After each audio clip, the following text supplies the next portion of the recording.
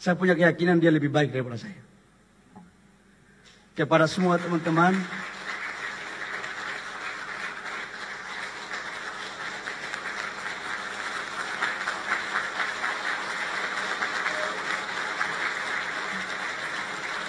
yang terhormat Menteri Investasi Kepala Badan Koordinasi Penanaman Modal Kabinet Indonesia Maju sisa masa jabatan periode tahun 2019 sampai dengan tahun 2024, Bapak Rosan Perkasa Ruslani beserta Ibu.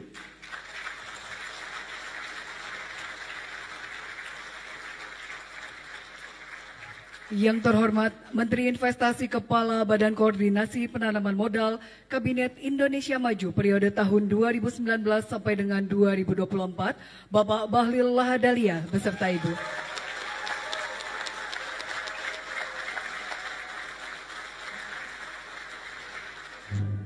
Penandatanganan berita acara serah terima jabatan Menteri Investasi Kepala Badan Koordinasi Penanaman Modal kepada yang terhormat Bapak Bahlil Lahadalia dan Bapak Rosan Perkasa Ruslani dipersilakan untuk menandatangani berita acara.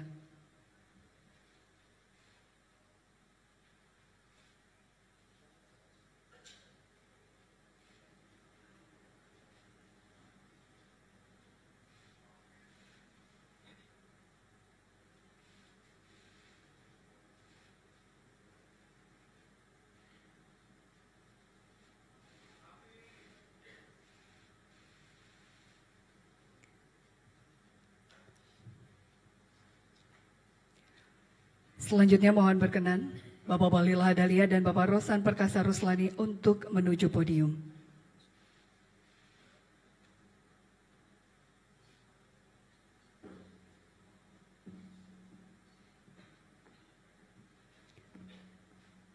Acara dilanjutkan sambutan Bapak Bahlil Lahadalia. Untuk perhatian istirahat di tempat, gerak.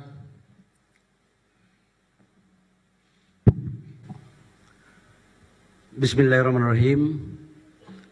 Assalamualaikum warahmatullahi wabarakatuh. Shalom, Om Swastiastu, Namo Buddhaya, salam kebajikan. Yang saya hormati Menteri Investasi, Kepala BKPM, abang saya Pak Rosan Roslani Perkasa. Kita berikan aplaus kepada Pak Menteri. Beserta Ibu. Yang saya hormati anggota BPK 4, Pak Daniel Tobing, makasih Pak Daniel, Pak Wamen dan Sesmen, dan seluruh pejabat di Kementerian Investasi. Sempat hadir ada Pak Anin, Ketum Akbar, dan Bang Latif, ayahanda Latif. Pasti acara hari ini yang paling berbahagia itu ayahanda Latif. Kenapa? Karena kami di depan berdua ini dalam latar belakang organisasi yang sama dan itu dibesarkan di HIPMI dan pendiri HIPMI-nya itu adalah Bang Latif.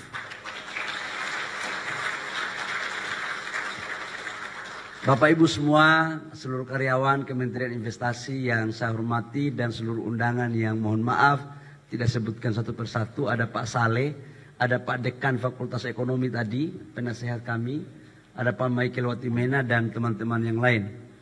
Pertama-tama saya mengajatkan kita untuk memanjatkan puji syukur ke Allah Subhanahu wa taala atas limpahan rahmat kasih sayangnya sehingga pada hari ini Senin tanggal 19 bulan Agustus kita dapat berkumpul di tempat ini dalam keadaan sehat walafiat.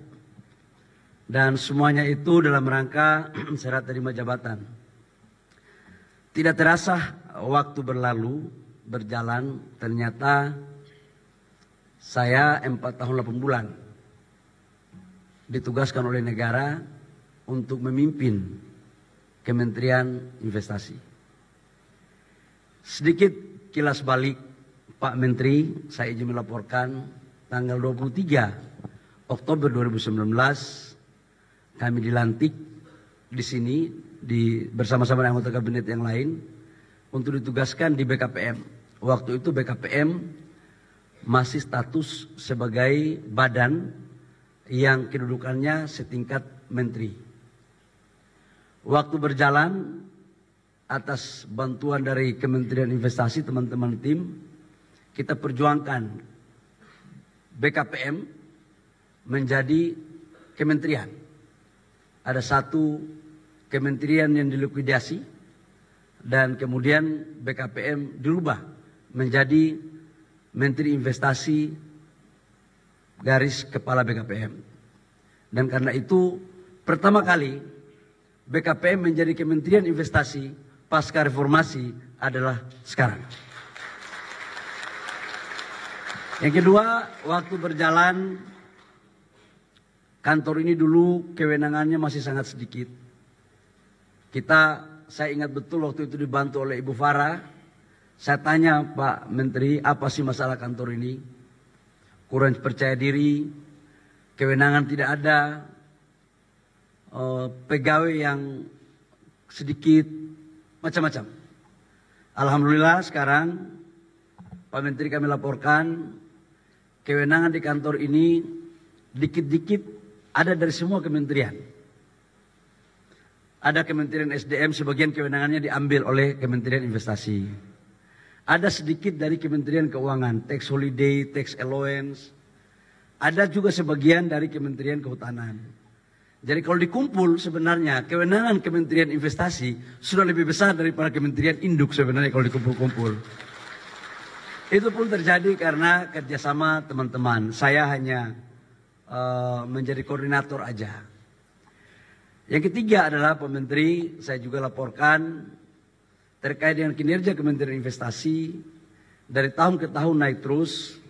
Saya ingat waktu masuk di sini total investasi kita 795 triliun. Bahkan di tahun 2018 tidak sempat mencapai RPJM. Sekarang 2023 investasi kita sudah mencapai 1.418 triliun, melampaui target RPJM dan melampaui target dari Bapak Presiden. Dan di tahun 2024 kemarin kita sudah meluncurkan kuartal kedua, target kita 1.650 triliun dan sudah mencapai 50% lebih. Jadi tinggal sedikit yang insya Allah akan diselesaikan oleh Menteri yang baru. Dalam konteks hilirisasi, saya pikir yang salah satu yang mengelit hilirisasi sekarang ini adalah Kementerian Investasi. Dan tim ini bagus-bagus Pak Rosan, dibantu oleh staf khusus, staf ahli, kelompok kerja. Cuma staf khusus ini kan sebentar lagi berakhir semua, begitu saya berakhir. Jadi, tapi tidak apa-apa, ada jabatan baru lagi. Kita biasa itu pergi menciptakan yang baru, kira-kira begitu. Yang lain saya juga menyampaikan kepada Pak Rosan bahwa tantangan kantor ini ke depan semakin hari semakin kompleks di saat target pertumbuhan ekonomi kita harus di atas 5%. Kita baru selesai pandemi COVID, defisit keuangan kita di bawah 3%. Maka untuk bagaimana mengisi kekosongan daripada defisit tersebut, maka pertumbuhan investasi ke depan di 2025 itu mencapai 1.900 triliun rupiah. Jadi memang tantangannya semakin hari semakin besar. Dan saya pikir teman-teman Kementerian Investasi ini, Pak Menteri, orangnya sangat profesional semua. Saya juga ingat waktu dulu masuk konsolidasi organisasi, kita punya deputi banyak sekali yang PLT. Direktur banyak sekali. Organisasi yang sehat itu adalah organisasi yang semua strukturnya idealnya diisi semua. Andaikan pun kalau tidak, tinggal dikit. Saya masuk, saya ingat waktu itu deputinya baru 6, berapa Ibu Farah? Yang isi cuma 3 dari 6. Jadi 50% deputinya yang ada. Direkturnya yang PLT banyak.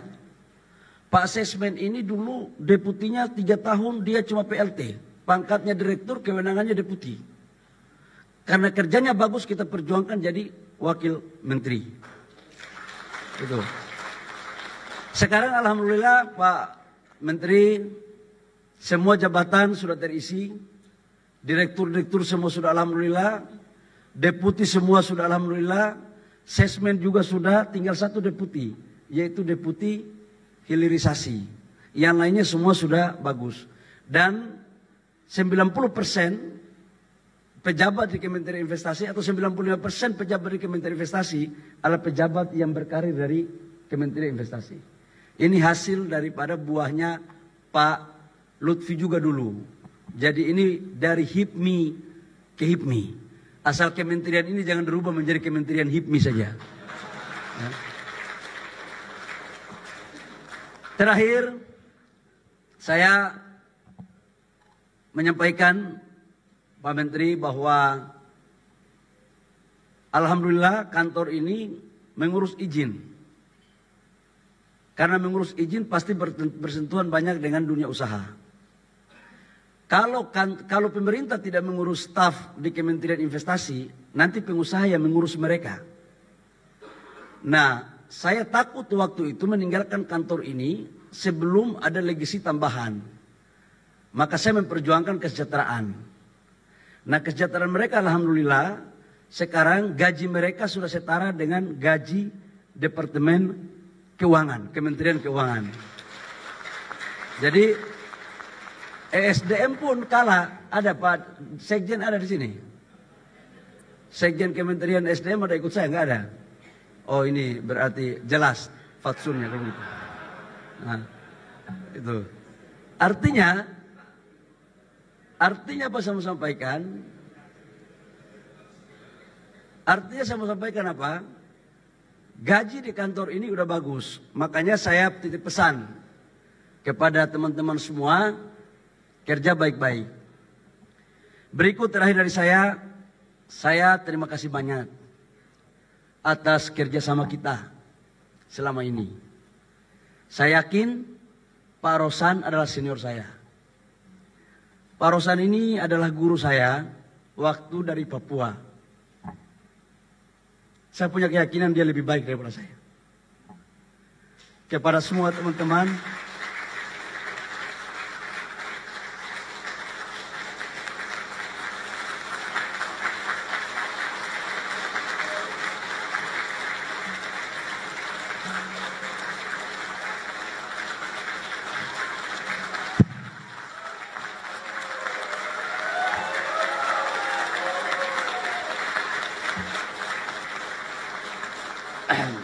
saya juga mohon maaf kepada semua karyawan selama saya berinteraksi dengan kalian. Mungkin ada kata-kata yang kurang berkenan, saya mohon maaf. Tapi semuanya saya lakukan untuk kebaikan kita semua. Makasih. Selamat datang kepada Bang Rosan, Menteri baru Kementerian Investasi dan Kepala BKPM. Tolong saya cuma titip satu, bantu Bang Rosan. Jangan ada gerakan tambahan, ya. Tolong lihat Bang Rosan seperti lihat saya dan bahkan lebih, karena dia adalah kakak saya. Terima kasih. Wabillahi taufiq wal hidayah. Assalamualaikum warahmatullahi wabarakatuh. Shalom dan salam sejahtera untuk kita semua. Terima kasih Bapak Bahlil Lahadalia. Kami mohon untuk tetap berada di tempat. Bapak Ibu hadirin, acara selanjutnya penyerahan memori jabatan dari Bapak Bahlil Lahadalia kepada Bapak Rosan Perkasa Roslani. Kami persilahkan.